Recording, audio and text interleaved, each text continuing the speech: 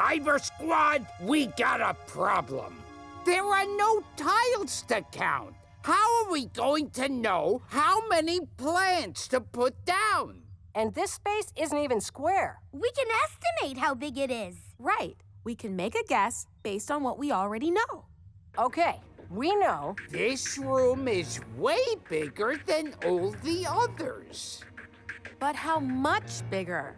We were just in the dance studio, which is 300 tiles big. Let's see.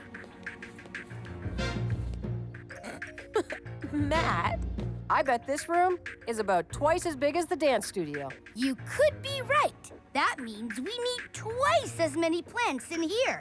Let's see. We put 3 plants in the dance studio, so double that. 3 plus 3 is, 6. I know that. Watch your favorite shows anytime on the PBS Kids video app.